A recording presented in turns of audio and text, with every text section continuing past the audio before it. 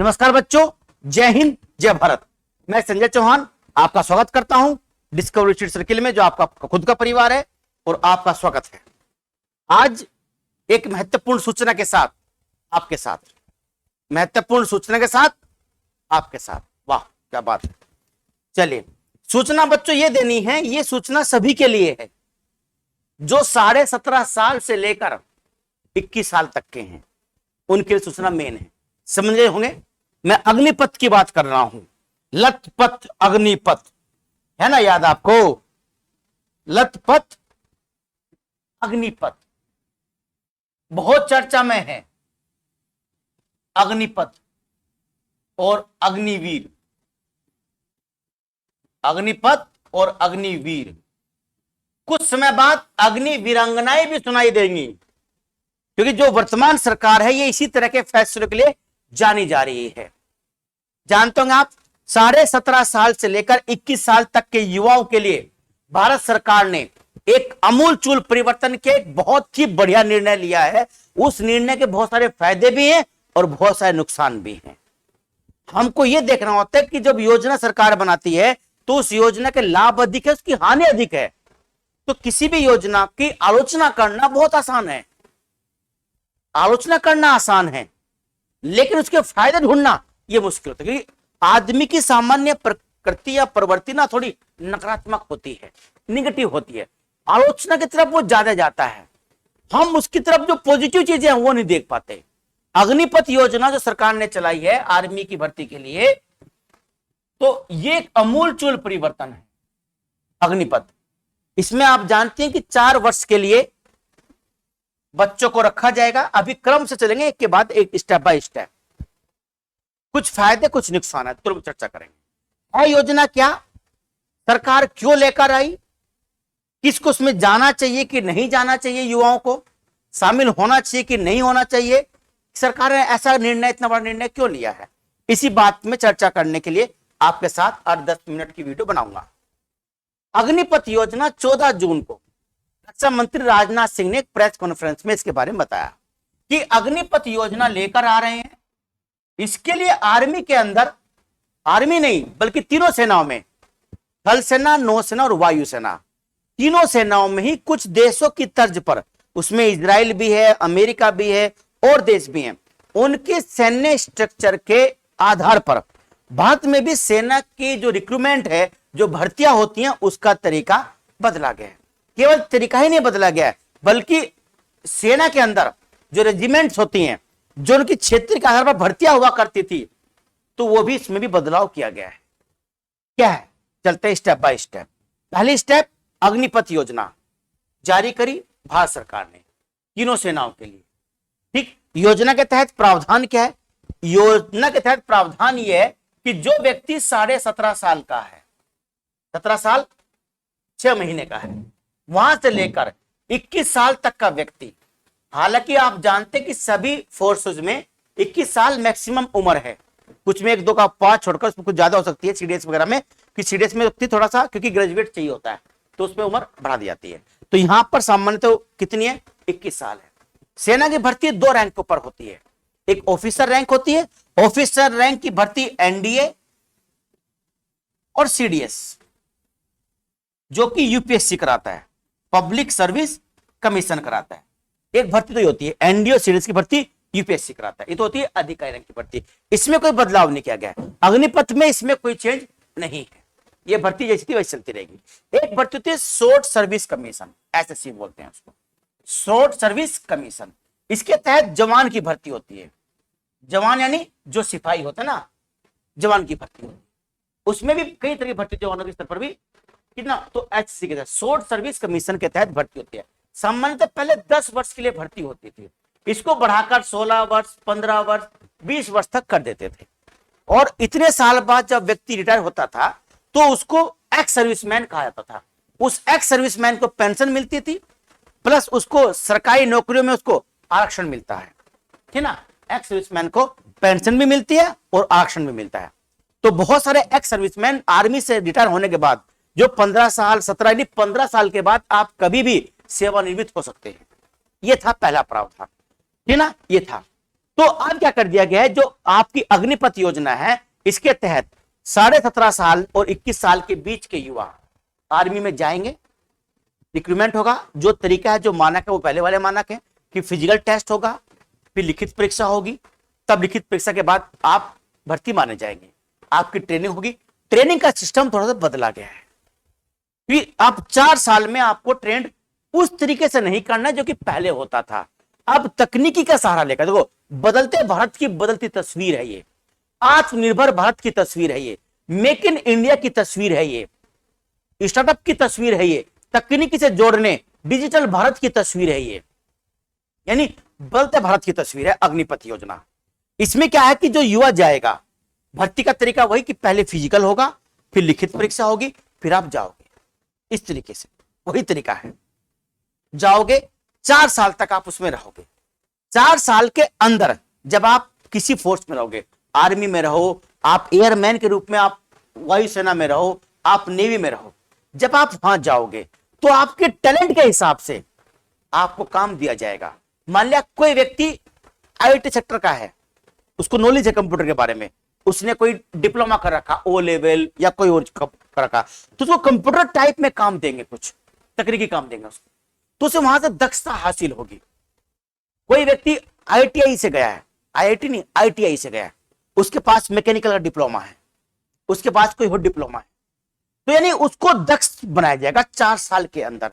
4 साल के अंदर आर्मी के अंदर या एयरफोर्स के अंदर, यानी सेना के अंदर जो है, उस व्यक्ति को ट्रेंड भी किया जाएगा और उसको ट्रेंड भी किया जाएगा और उसके अंदर डिसिप्लिन भी डेवलप किया जाएगा। एक सिविलियन और एक आर्मी मैन के बीच में बहुत अंतर होता है। आर्मी मैन डिसिप्लिन होता है, अनुशासित होता है। तो 4 साल के अंदर प्रयास किया जाएगा कि तकनीकी के माध्यम से उसको ट्रेंड किया जाए, डिसिप्लिन लिया जाए, ताकि 4 साल के बाद जब वो आर्मी से वापस आए तो एक सिविलियन और एक आर्मी मैन में अंतर कर सके। तो जब आर्मी से वापस आएगा तो उसके पास ऑप्शंस क्या होंगे आर्मी से आने के बाद। एक तो ये, जब वो आर्मी में रहेगा तो पहले साल का पैकेज लगभग 4.25 लाख का है, फिर वो 6, 6.5, 7 लाख तक पैकेज साल भर का पहुंच जाता है। जब जितना आपको पैकेज मिलेगा उसका 30% सरकार काटती रहेगी, आपके अकाउंट में जमा करती रहेगी। जब आप 4 साल बाद रिटायर होगे तो देखिए क्या लगता है कि 4 साल बाद रिटायर होना सुनने में अजीब सा लगता है। खैर, तो 4 साल बाद जब आप आओगे तो आप अग्निवीर कहलाओगे। क्या कहलाओगे? अग्निवीर। अग्निवीर का मतलब है कि अभी यह अधिकार केवल पुरुषों के लिए है, महिलाओं को अभी इसमें शामिल नहीं किया गया है। वो अग्नि वीरांगनाएं कहलाएंगी जब आएंगी कभी, मतलब 2-4 साल बाद वो भी आ जाए। खैर, जब आप आओगे तो आपको प्रमाण पत्र मिलेगा एक कि आप मैकेनिकल बढ़िया हैं, आपका आईटी ज्ञान अच्छा है, आप अच्छा भोजन बनाते हैं, आप अच्छा ये काम करते हैं, तो एक प्रमाण पत्र मिलेगा। उस प्रमाण पत्र से प्राइवेट सेक्टर में आपकी नौकरियों के चांस बढ़ जाएंगे, सरकारी सेक्टर में भी चांस बढ़ जाएंगे जो सरकारी सेक्टर है, पर एक्स सर्विसमैन का दर्जा आपको नहीं मिलेगा, जो इस पर की विरोध ज्यादा हो रहा है। एक्स सर्विसमैन का दर्जा नहीं मिलेगा, इसलिए आपको सरकारी नौकरी में आरक्षण भी नहीं मिलेगा, आपको पेंशन भी नहीं मिलेगी। यही असली जड़ है अग्निपथ योजना की, कि सरकार को अपने कुल रक्षा बजट का 23% से अधिक पेंशन देनी पड़ती है। सरकार यहां तो पेंशन देख रही, जो एमपी एमएलए 5-5 पेंशन ले रहे, 5-5, 8-8 पेंशन ले रहे, वो पेंशन खत्म नहीं कर रहे हैं। उसकी खत्म करने का सत्ता नहीं है, आर्मी वालों की पेंशन खत्म कर दो। जो देश के लिए लड़ते हैं, जज्बात करते हैं, उनके साथ ही हो रहा है। खैर, जो हो रहा है उसके जो बेनिफिट्स बता रहा हूं आपको। कॉर्पोरेट सेक्टर, कौन सा सेक्टर? कॉर्पोरेट। जो निजी सेक्टर है, जो उद्योगपति हैं, वो अपने लिए सिक्योरिटी रखते हैं, सिक्योरिटी। तो सिक्योरिटी में आर्मी जो 4 साल बाद आओगे उनको चांस मिलेगा बढ़िया। उनके लिए फायदा यह है कि उनको ट्रेनिंग नहीं देनी, हथियार चलाने की ट्रेनिंग नहीं देनी, डिसिप्लिन की ट्रेनिंग नहीं दे रही। जो रूटीन वर्क है उनका, जो उनका रोज का काम है, केवल उससे से फैमिलियर करवाना है, तो उनको आपको वहां चांस आपके बढ़ जाएंगे। अभी आप 18 साल के हैं, आप जाओगे कि भाई मुझे सिक्योरिटी रख लो, तो आपको गार्ड बना देंगे, नीली वर्दी पहना देंगे, डंडा पकड़ा देंगे, चल भाई आप गार्ड बन गए। नहीं, जब आप 4 साल बाद आओगे तो कॉर्पोरेट सेक्टर में आप गार्ड तो बनोगे, लेकिन आपका गार्ड का आप डिसिप्लिन वाले गार्ड बनोगे, आपकी तनख्वाह भी पहले से ज्यादा होगी, आप वेल मैनर बनोगे, बड़ी इंडस्ट्री के साथ जुड़ोगे, तो ये आपको बेनिफिट्स मिलेगा 4 साल के बाद। तनख्वाह बता दी मैंने आपको कितनी मिलती है, पेंशन नहीं मिलनी, आरक्षण भी नहीं मिलना, क्योंकि एक्स सर्विसमैन का दर्जा नहीं मिलेगा। जब आप 4 साल बाद आओगे तो जो तनख्वाह आपकी कटी थी 30%, वो प्लस उतना ही सरकार आपको लगभग 11 लाख के आसपास बैठता है जो आपकी तनख्वाह मिलेगी। 11 लाख लगभग सरकार, यानी 20-22 लाख आपको 4 साल के बाद पैसा मिल जाएगा। 20-22 लाख। अब इतना पैसा अगर 4 साल के बाद आपको मिल रहा है तो आप उससे अपना कोई काम भी शुरू कर सकते हो। मैंने कहा ना स्टार्टअप, यानी सरकार एक प्रकार से 4 साल के बाद आपको 22 लाख रुपए दे रही है। 11 लाख आपकी तनख्वाह के रूप में आ गया और 11 लाख सरकार ने आपको दे दिए। तो 22 लाख में आप अपना नया काम कोई शुरू कर सकते हो, दुकान खोल सकते हो, ठीक है ना, पकोड़े बनाने की दुकान खोल सकते हो, समोसा बनाने की दुकान खोल सकते हो, यानी अपना कोई आप काम कर सकते हो। किसी तरह का कोई दुकान खोल ली किसी चीज की, तो आपके पास एक कार्य करने का हुनर होगा कि आप आर्मी से आओगे। आर्मी हो ना, कोई गैराज बनाए कोई आर्मी वाला, सेवानिवृत्त सूबेदार का गैराज, तो जो सूबेदार आर्मी से रिटायर होके आया, आर्मी का ट्रक गाड़ियां ठीक करी है, वो जाहिर सी बात है तकनीकी ज्ञान उसका बहुत अच्छे लेवल का होगा, डिसिप्लिन भी होगा, ईमानदार भी होगा। तो ये सब आपको अग्निवीर से मिलेगा। किससे? अग्निवीर। तो अग्निपथ योजना तीनों सेनाओं के लिए है। 4 साल के लिए रिक्रूटमेंट होगा, भर्ती 4 साल के लिए होगी। 4 साल बाद जब आओगे आपको एक्स सर्विसमैन का दर्जा नहीं मिलेगा, तनख्वाह आपको पूरी मिलेगी। सर जितनी तनख्वाह आपकी कटेगी उतनी ही आपको सरकार बाद में आपको 4 साल बाद देगी, लगभग 22 लाख रुपए देगी। अगर इन 4 साल के बीच में आपने कोई बहुत अच्छा काम किया, आतंकवादी पकड़े और मार दिए, तो परमवीर चक्र, महावीर चक्र, आपको सब शौर्य चक्र आपको मिलेगा, पूरा मिलेगा आपको। बीच में अगर आप शहीद हो गए देश के लिए तो 1 करोड़ रुपए प्लस ब्याज का प्रावधान है। आप विकलांग हो गए उसके लिए भी प्रावधान है, यानी एक प्रकार से सब सुविधाएं हैं। अच्छा, अब बात करते हैं जो भर्ती हो रही है।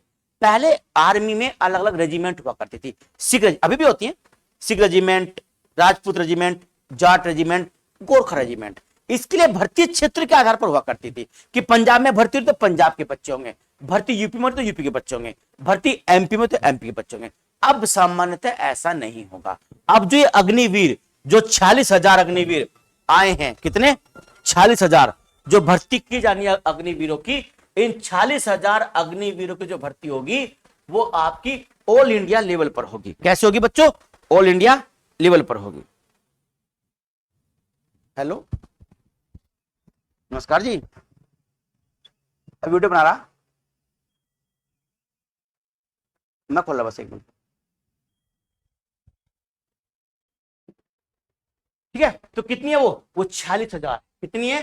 46,000। इनकी भर्ती बच्चों ऑल इंडिया लेवल पर होनी है। 1 मिनट बस, 1 मिनट रुको।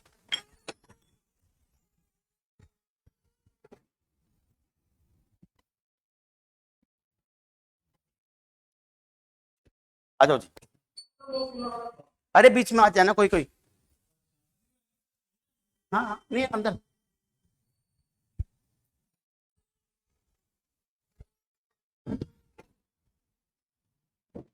ठीक है बच्चों, क्या बता आपको मैं, 46,000 की जो भर्ती होनी है ये ऑल इंडिया लेवल पर होनी है ये भर्ती, है ना। और ये भर्ती 90 दिन में होनी है।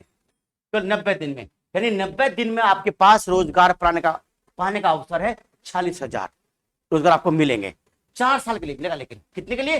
केवल 4 वर्ष के लिए मिलेगा। बस 4 वर्ष तक आपको रहना है, उसके बाद आपको पैसा मिलेगा। उस पैसे से आप अपना कोई भी काम स्टार्ट कर सकते हो। ये इसके पॉजिटिव चीजें हैं। दूसरी बात, जब व्यक्ति आर्मी से आता है तो वेल मैनर होता है, लेकिन क्या 4 साल में हम किसी को अनुशासित कर पाएंगे? ये एक प्रश्न है। भारत सरकार ने कुछ विदेशी आर्मी के पैटर्न के आधार पर भारत में ये योजना लागू करी है। सफल होती है नहीं होती है तो बात की बात है। हालांकि सरकार की ये थोड़ी सी कमी है कि सरकार को ये योजना जो थी पहले पायलट प्रोजेक्ट के तहत चलानी चाहिए थी, मतलब एक आधार पर लानी चाहिए थी। पहले कुछ को भर्ती करती, उसको देखती, तब इसको पूरे स्तर पर लागू करती। यही कारण है कि इसका विरोध हो रहा है।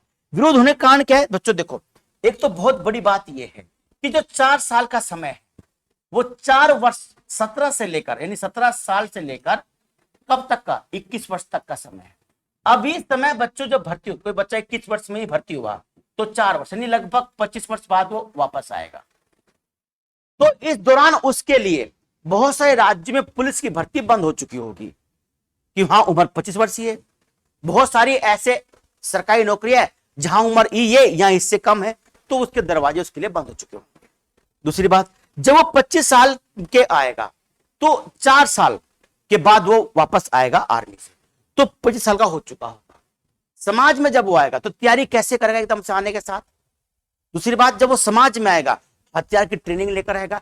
कहीं ना कहीं समाज में एक ऐसा दोष उत्पन्न हो सकता है कि अगर उसका अपराधीकरण हो गया, उस व्यक्ति का वो अपराध की ओर चला गया, तो उसके पास हथियार चलाने की ट्रेनिंग भी है। कई ऐसे बड़े बड़े बदमाश हुए, महेंद्र फौजी था एक मेरठ का, है ना, इस तरह का। तो कहीं ना कहीं समाज में एक ऐसा वर्ग पैदा हो जाएगा जो आर्मी से भरा हुआ होगा, आर्मी के डिसिप्लिन से भरा होगा। उसका नुकसान भी होगा और उसका फायदा भी होगा, पर फायदे के चांस जाते हुए हमको पॉजिटिव सोचना चाहिए, ना कि नेगेटिव सोचना चाहिए।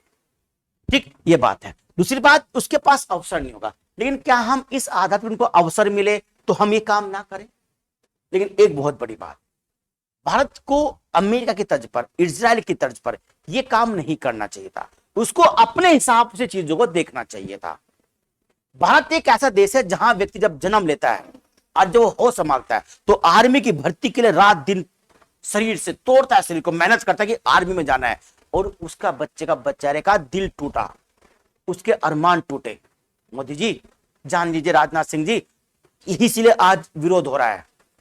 दिल टूट गया उस बच्चे का जो लगातार सुबह दोपहर शाम तीनों टाइम दौड़ता है, खाता बहुत कम है, पानी ज्यादा पीता है, ताकि आर्मी में जाए और कम से कम 15 साल तो देश की सेवा करे। आप उसे 4 साल में भेज दोगे वापस, 4 साल में वापस आएगा, शादी ब्याह नहीं होगा। आप देख लीजिए, अभी तक भी उत्तर भारत में आर्मी में जो भर्ती होता है, जो सिपाही होता है, उसकी शादी से लोग कतराते कि नहीं भाई हम शादी नहीं करेंगे। फिर कोई करता भी है, अब तो वो भी नहीं करेगा। क्यों नहीं करेगा शादी? अब 4 साल में वापस आ जाएगा, 11 लाख लेकर आएगा, चलो कोई बात नहीं, क्योंकि 11 लाख की तनख्वाह मिलेगी, तनख्वाह तो पहले खर्च कर देगा वो। 11 लाख लेकर आएगा 4 साल बाद, पर 4 साल बाद तो कहेंगे नौकरी तो नहीं रहने की, क्या पता मिले ना मिले प्राइवेट नौकरी। दूसरी तरफ आरक्षण भी नहीं है।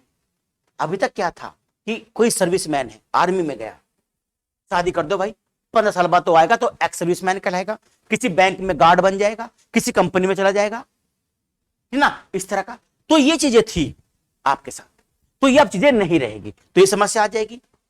दूसरी तरफ, क्या 4 साल में हम किसी व्यक्ति को डिसिप्लिन बना सकते हैं? अभी देखो, जब कोई सिविलियन जाता है आर्मी में भर्ती होने के लिए, तो एक कच्चा घड़ा होता है, मिट्टी का घड़ा। आर्मी उसको ट्रेंड कर करके आर्मी में भर्ती होने के बाद, यानी भर्ती हो गए तो चलो भाई मजा आ गया, आराम से सो रहे, नहीं। प्रतिदिन, प्रति सेकंड, प्रति घंटा, प्रति वर्ष उसको नए नए ऑपरेशंस, नए नए इनोवेंट, नई नई चीजें करनी पड़ती, नई नई डील करनी पड़ती है, ताकि उसके अंदर एक प्रकार की सक्रियता बनी रहे। तो उस कच्चे मिट्टी के घड़े को आकार आर्मी देती है कम से कम 5, 6, 7 साल बाद, तब जाके फुल रिक्रूटमेंट बनता है, फुल कैंडिडेट बनता है आर्मी का, तब उसके अंदर डिसिप्लिन डेवलप होता है। 4 साल में आप जैसे डिसिप्लिन आना शुरू हुआ, चल भाई बाहर, क्या मतलब इस बात का? इसको बढ़ाइए मोदी जी, 4 साल में, 10 साल कीजिए, कम से कम उसे एक बेस मिले 10 साल में, इतना मिले 10 साल बाद जब वो जॉब कर आए तो उसके पास एक अपना अमाउंट हो बढ़िया सा, वो अपना काम चला सके। 11 लाख में आने वाले समय में क्या कर लेगा वो है? उसके आपने चांस, तो एक अवसर आपने समाप्त कर दिया। तो ये चीजें कुछ हमें अमेरिका और इजराइल की तर्ज पर भारत को बढ़ाने का प्रयास नहीं करना चाहिए। भारत की अपनी संस्कृति, अपना दर्शन है, उसको आगे बढ़ाना चाहिए। खैर, अग्निपथ में अभी केवल पुरुषों का अधिकार है, महिलाओं का अधिकार नहीं है, ठीक ना, लेकिन सरकार और कुछ आर्मी के अधिकारियों ने इसका समर्थन किया है, अच्छी योजना है। सरकार अभी मतलब अभी विरोध भी सोच सकती है, सरकार इसको वापस भी ले सकती है, कुछ पक्का नहीं है, पर क्योंकि सरकार डिटर्मिनेट है, दृढ़ है सरकार, तो योजनाएं चला कर रहेगी। ऐसा लगता नहीं है कि सरकार वापस लेगी। 90 दिन के है, आप रोजगार ले लीजिए 90 दिन में, देखते करके 4 साल क्या स्थिति बनती है। अगर होगी तो 4 साल बाद वापस होना भी नहीं। अब तो ये बिल सरकार ने जो बना दिया कानून, तो 4 साल तक भर्ती होनी है आपकी, भर्ती उसी तरीके से जिस तरीके से होती है, बस इतना होगी आपके बाद 4 साल के बाद, अगर आप 18 साल के हैं तो 22 साल के बाद ही आपके पास 11 लाख रुपए होंगे और 11 लाख आपकी तनख्वाह के होंगे। नहीं, 22 लाख रुपए का आप आदमी 22 साल में बन जाओगे और अपना कोई भी काम आप शुरू कर सकते हो। ये इसका मुझे बहुत बड़ा पॉजिटिव पॉइंट लगता है। तो पॉजिटिव रहिए, भर्ती की तैयारी कीजिए, दिल छोटा मत कीजिए कि सरकार से आप लड़ नहीं सकते, सरकार इस तरह की है, क्योंकि सरकार तुगलकी फरमान तरह के जारी कर रही है, उसको आप कोई उसको छेड़छाड़ नहीं कर सकते, इस तरह का है। तो जो अंग है, जो सिस्टम है, उसका अंग जितनी जल्दी बन जाएंगे उतना अच्छा रहेगा। तो पॉजिटिव सोचिए चीजों के लिए और अपनी तैयारी को अंजाम दीजिए। जय हिंद, जय भारत। कौन सी?